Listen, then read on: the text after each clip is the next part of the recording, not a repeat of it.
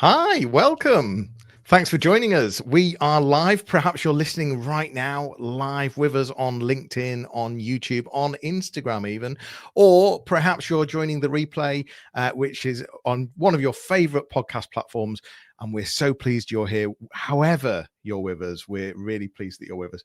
I have my co host Pascal with me. You okay, Pascal? I'm very good, thank you very much. And I've had a look at the show notes. This is actually a very special one, particularly when we get to website stories. But let's move on, if you don't mind, with more introduction from you. So you've been busy. It's been a while, people. I know. Thank you very much for your patience. But we managed to find some time in the diary to get together. Absolutely. This is the 90-Day Website Mastery Podcast, the perfect companion to our 90-Day Website Mastery Program and our recently published book, Web Proud.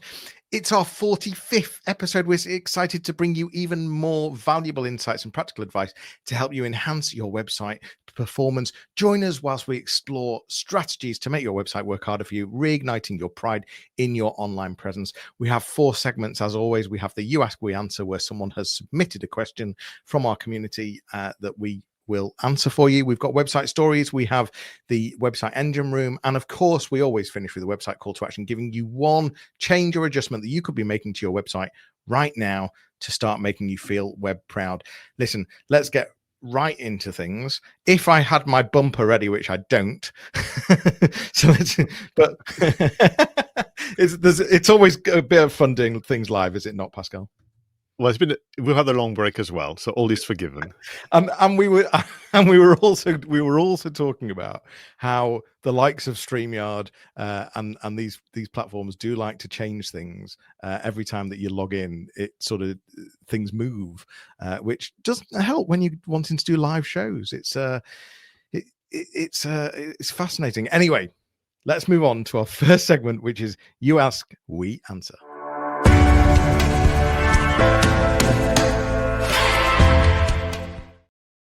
I have to tell you, I wish we had a camera looking at you with your mouse fiercely going through the screen a moment ago, but you found the bumper for You Ask, We Answer. And as this to where I come from, this is a good one. Here we go.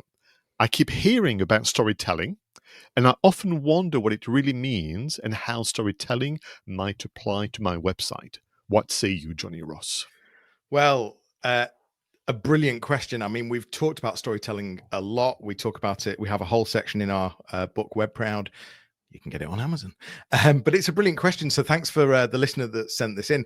It's a topic that often is thrown around in marketing circles, but not always broken down in a way that actually helps busy website managers. I think we can fix that. And storytelling isn't just for authors or filmmakers or big brands with glossy campaigns. It's a human communication tool. We all engage with stories. It's how we connect. It's how we remember. It's how we care.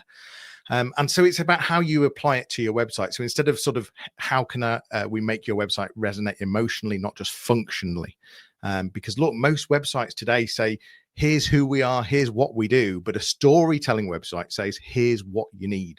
Here's how we understand your challenge, and here's the path to a better outcome with our help. So let's break it down. There's something called StoryBrand framework, and that's from Donald Miller, a great book. I'd highly recommend it. And he sort of has 7 steps. So the first step is your visitor is the hero, not your business, your visitor. Your website should immediately speak to their needs, their frustrations, their goals. Number 2 is they have a problem. So maybe their current supplier is letting them down. Maybe their e-commerce platform is slow and clunky. Maybe they're overwhelmed. You need to name that problem early on the page.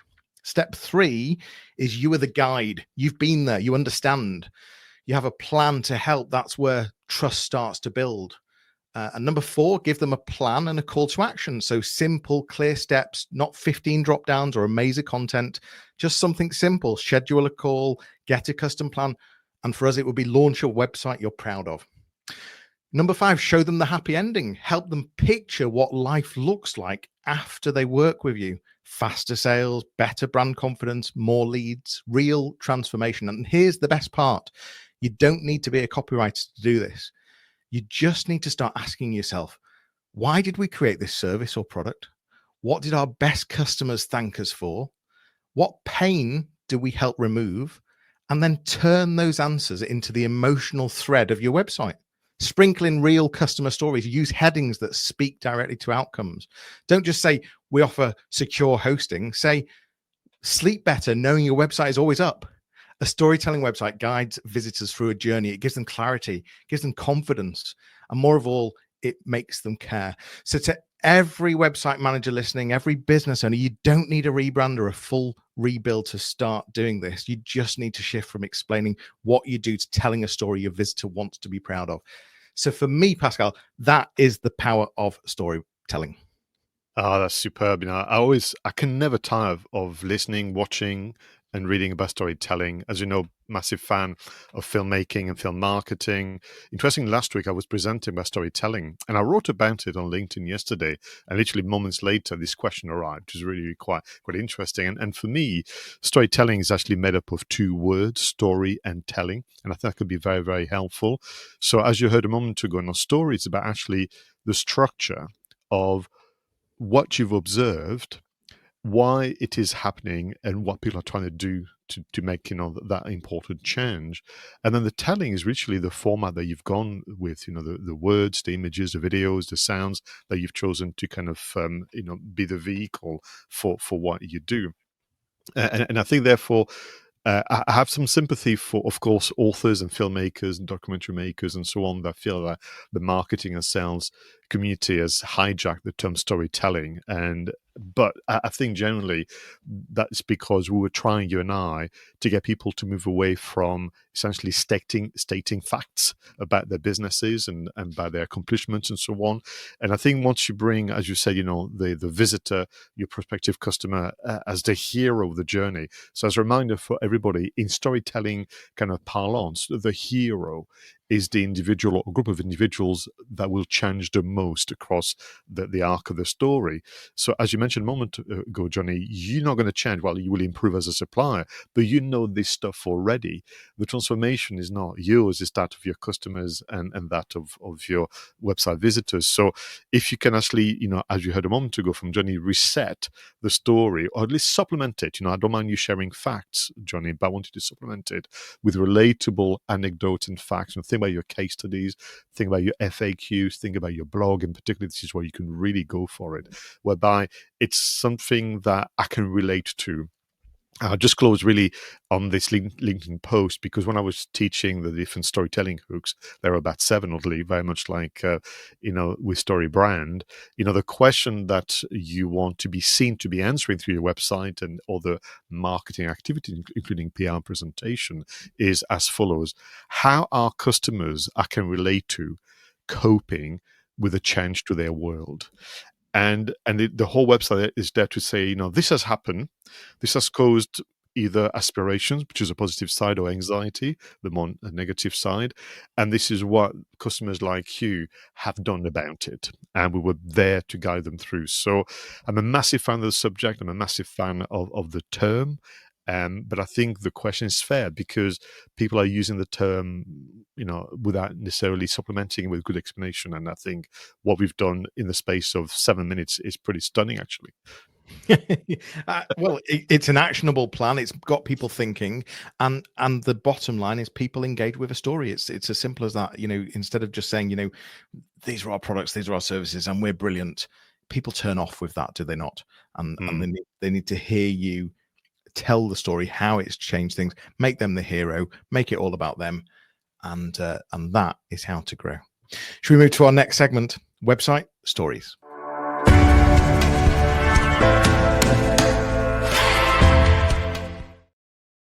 Now, for this segment of the show, normally John and I choose an article, a podcast, an infographic, and we review it for you to look for lessons and reactions. But I've changed it. I could, because it was my turn to write the show notes this week. And quite simply, some of you will have seen Jonny showing off on LinkedIn that he was at the London Tech Week Expo for I think, a day, not for the entire week. I couldn't be there. I was too busy working. And I'm very jealous. So I'm going to ask Jonny basically to tell us more about where it went, because I know it's London, but where in London. And I take it was a combination of exhibitions and talks and literally, yeah. What did you learn? What can you share with us? Yeah, it was your sort of typical exhibition with lots of stands and exhibitors, but tons and tons of talks and lots of different stages, and you could feel a real buzz in the room. There was a lot of people. There was a lot of, it felt like a lot of investors in there as well. There was some it felt like some really big real conversations going on, and I joked online that in every sentence I heard the word AI, and I really wasn't exaggerating. It's it's no more of a bolt on. It's AI has to be part of your business. I guess for me, I came up with, I did a quick post online. You may have seen it. The my 5 takeaways. So is it worth me mentioning the sort of 5 things that I got from London Tech Week, and also how I think potentially people listening, SMEs, can apply this to their own businesses. So the big thing was, like I said, AI is the sort of the air we breathe now. It's not just a little part. It has to be part of the entire business. I really did in every sentence hear the word AI. So this is about AI tools helping you draft content, helping whether that be email content or blog posts or product descriptions, but smarter customer support. So AI chatbots that actually understand questions and escalate when they need to. Perhaps even real-time web analytics summaries. So, perhaps a tool that's able to come to your inbox that says, traffic's dropped on Wednesday. It's because you had a broken link in your ad campaign, for example. So having these little things that can make quite big differences in your business and sort of be working behind the scenes to elevate. So you don't need to go full sci-fi with any of this. It's about just trying tools, like we've always said in pretty much every podcast for the last however long. Here's a bunch of tools, try them, test them, see if things can take some of the pressure off your day to day, but also can elevate what you're doing. So I think AI has to be sort of embedded in the entire business. Number 2 was sustainability. So it's not just a nice to have. There was it was a sort of a big surprise in a nice way. Green tech and climate focused startups weren't hidden in the corner. They were huge. They had a whole stage to themselves. The seats were packed every time there was a talk on the green stage. I'd say more than any, and I'd say audiences were really leaning into it, and for me there was a lot of talk about investment as well. But it's about this, what can you get across? People are looking to support businesses that have that sustainability story. So, are your products locally made? Or do you offset carbon through perhaps how you deliver things, or what renewable energy are you using? And this is about how can you tell that story. So whether that be on your homepage, whether it be in your about page, going back to the storytelling we had earlier, you need to really get your story across. So sustainability was a big ticket item. The third thing was employing. So as a standard on a job advert, you'd say, in the olden days, you'd say you must have Microsoft Word experience, you must have Microsoft Excel, you must be able to use Outlook. This now is about AI fluency. This is about people that can know how to write a prompt, people that know how to use tools, people that are happy to experiment, people that are happy to try things. Maybe people that are curious about AI. I think AI needs to be embedded across the entire business. So whether that be admin teams using it to clean up spreadsheets or summarize notes, or content teams to brainstorm, or sales reps to polish proposals, it's about, it's got to be embedded in the entire business. So when you're looking to recruit, I think finding people that actually have fluency in AI is really important. Number 4 was about partnerships. So we've said this for a long time, finding other businesses that serve your audience as well. So whether that be, mortgage brokers working with estate agents, wedding photographers working with florists, people that are serving similar audiences, you have a stronger voice together. It's not just about sharing offers or referrals. This is about sharing content, cross promotions, working together, perhaps even putting an offer out that actually sells both of your services at the same time. So partnerships was a big thing. And then lastly, what was really fascinating is the number of enterprise businesses there adopting AI. And that sort of says to me that if people listening right now, perhaps smaller or medium businesses that perhaps haven't adopted it as much, if we're seeing enterprise adopt it, that's a really strong message. We have to start going further forward. And the great thing is, people listening, you're in a position to be able to do that because you can move faster than enterprise. And the big thing for me was hearing Barclays' story. Barclays, very massive organization, the bank, they're rolling out AI tools to 100,000 employees. So think about that. That's huge scale. That's not a pilot program. That's full transformation. So it's about, there's an opportunity here, and you need to be ahead of the curve, testing and trying. And you can move a lot faster than an enterprise because you can, sort of try something this week, learn next week, and implement next month.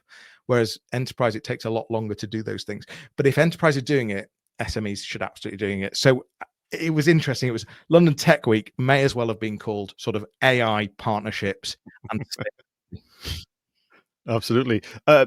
So thank you very much, because by the way, everybody, you must realize that I almost put you on the spot, because all I did was to write on the show notes, Jonny recently went to the London Tech Week. Pascal wants to find out more about it, exclamation mark. And then that was it, and over to you. So thank you for taking the time to jot down some notes and kind of, it's not easy sometimes to spend an entire day at an event and kind of break it down to a few takeaways. I mean, very, very quickly, I think you're right about the adoption is going a bit faster than usual. And for our viewers and listeners, particularly within the context of websites, we're asking you to consider some very, very finite and very controlled AI pilot projects, not changing the entire organization. So you can start, where it matters the most: marketing, sales, customer service, where you're going to get productivity gains, but also innovation. It's really important. But the thing about the staff, I think all of us, will either have children or will have, nephews and nieces who are about to, maybe finish their degrees and very, very soon and go to work. And I think if we can convey the message to them, because sometimes education will let them down in terms of preparedness to the world of work, because what they have to do for their studies doesn't necessarily make them use Microsoft Office. They don't use Canva. They don't know about blogging. They don't know about LinkedIn. The list goes on.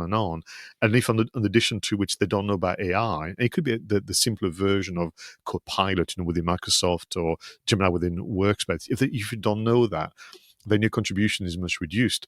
If you've taken the trouble, as a professional, to sit down with your, children or your family members and say, hey, let me show you a couple of things here that you might find interesting. And I think particularly young people are going to be so good once they take the time in crafting agents, which is the evolution of using the assistants. So that's pretty exciting, to have those. And what we can do as businesses is actually be in touch with local colleges and universities and give those young people a project to do over the summer. Bear in mind at the time of recording this episode, so that's very, very important. Did you feel very quickly that there is, however, AI, and there's automation, and then there's a very clever software, and do you think that sometimes the acronym AI is used too broadly, and we need to be sure that it's really artificial intelligence? Oh, for sure. Yeah. I mean, we're labeling everything AI at the moment, aren't we? And you're right. That's you've got to understand that is a really broad term.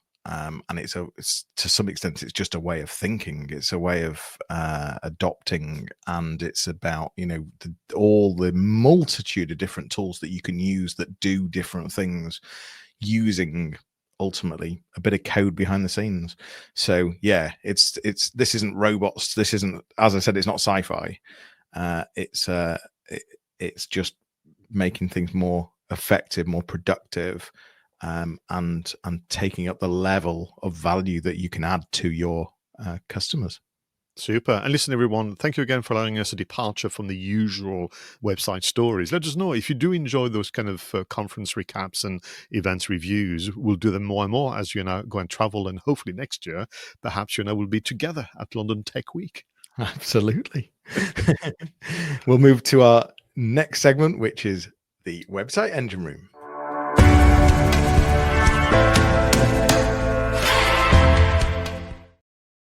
Now, in this segment of the show, we recommend one app, one software solution that can make life easier as a website manager or content creator. Jonny, what is your selection?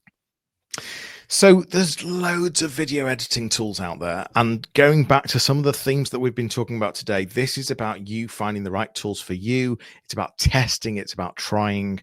So this one's called Opus.pro. It's a video editing tool. It's an AI-based video editing tool for sort of professional content creation, offering tools that simplify editing workflows whilst maintaining those sort of cinematic results. You could, for example, take a 10-minute or a 20-minute video, and it will very quickly and easily, just with a click, output some very short videos that you can then repurpose on social, that you can very easily brand. And add subtitles. Now, as I said, there's lots of tools that do things like this, but for me, it's about, you need to try them, you need to test them, you need to experiment with them. And the only tool that's the right tool is the one that you prefer and works for you and is easy to use and gives you the output that you want. So that's why I am a big advocate of try different tools. And this episode, Opus.pro, is the one that I suggest you have a go to do some video editing. Super. I mean, what I do on my phone, because usually, is this forgive me, laptop or mobile phone or a bit of both, maybe? So this is a desktop website. So it's Okay. They may have an app version, but I'm talking about using the desktop web app version. Yeah. No, for sure. I mean, on my laptop, I've got maybe 2-3 different kind of solutions. On my mobile phone, I've got a folder with different apps. I must have about 10. I've got my favorites, as you know, I go back to quick, whatever, but to know what's possible. And sometimes what I like about those platforms are particularly the templates, which I can give you a new zest of life into your video creation, or give you some ideas that was very forward. And on the subject of ideas, my selection actually is a return of Notebook LM by Google. And I know that it's been mentioned before, but they've updated it, and it's now becoming one of my favorites for the workshop that I run with regard to websites. So if you don't know about Notebook LM, understand that this is essentially like a work environment. So think ChatGPT, but just for that one conversation, that one project. So what you can do in the context of this podcast is literally copy and paste your website address. You can upload some documentation about your business and so on. And then you can do a number of things. So what's been introduced recently is a mind map. And to be able to actually translate your website into a mind map can be super helpful to see the way it is, what's perhaps missing, and so on and so forth. But what you can do by clicking on the different branches and segments of the mind map, then you can have deep dive conversation about that particular part of the website with your assistant, which is essentially Gemini. Where I am really impressed now are the audio summaries that become so much better. Not only can they be in different languages, so that can be interesting if you are an exporter, but you can now very much direct the conversation by writing a brief to essentially the podcast host. As some of you will know, you can also dictate the length. It can be short, it can be default, or it can be long. And what I recommend people do in my workshop is you can have more than one audio summary, so you can restart as long as you download the copy. So you can write a brief saying, imagine that you're a first-time visitor and you're impressed with my website. What would you say? Second audio summary, imagine you're a first-time visitor and you're not very happy with my website. What would you say? So you can kind of start to do some mystery shopping, but you can also ask the podcast host, what would you do to improve the impact of my blog? Here's a list of all the things that Jonny and Pascal have been saying. Can you please translate this into an action plan so you can really make it work for you as a proper kind of team? And I would recommend as well, because it is becoming more and more important now with audio summaries, to have one of the best FAQ section in your sector, to use the FAQ section of Notebook LM. That's going to be very helpful. So literally for my workshops now, for all we try all the other apps, Jonny, Notebook LM is now becoming one of my favorites. Yeah, I absolutely love it. It's brilliant. And layering on what Pascal's just been saying, highly recommend you try it. Upload a document, put your website address in there, upload one of your videos, and see what it outputs. It's mental. And the audio, as Pascal's already said, the audio output is brilliant, and the fact that you can now shape it is very clever indeed. Yeah, I think that's allowed to be a return because it had a huge, I mean, it was brilliant anyway, but it's had a huge step up. So yeah, well done to you. That ends website engine room. Let's move to the website call to action.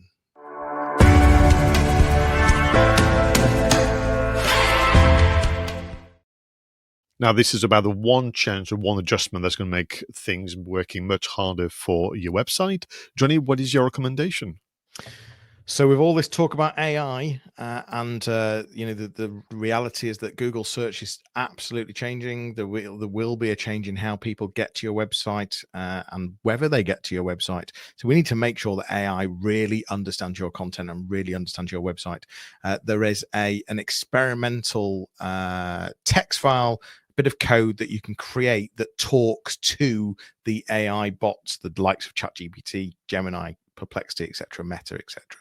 So a bit like a robots.txt file, a bit like a sitemap, there's something new called an LLMS.txt file. And what this is it's a proposed standard that helps AI models better understand and interact with your website's content. So it's not the same as a robots.txt or a sitemap.xml. It's specifically designed to enhance AI interactions by providing structured content overviews and navigation paths. It's basically your sort of signpost to AI, your signpost to say, this is this particular content, this is a summary of this particular page. These are the sort of the key bits of information that we would love AI to understand and use. So this episode, my one change or adjustment that you should be doing to your website right now is to add an LLMS.txt file. There'll be more in the show notes. Do a bit of Googling, you'll find out a bit more about it. But that is how to future-proof and be seen in AI. Superb. And I'm guessing that the LLMS stands for Large Language Model Systems, maybe, or models. That is just a stunner. Thank you so much, Jonny. So for me, it's actually born out of a recent interaction with a client where they were showing me their blog section, asking for advice and reaction. And all the blog entries, articles, posts, whatever you want to call them, had a very prominent date, publication date. And at first I thought it was quite distracting because he was fighting for attention against the title and the summary. But also when I challenged the the business owner, the content wasn't like a news item where the date was significant. It was just you could argue evergreen content, and it so happens that by default the date was featured. So my call to action really is to really challenge the current status quo.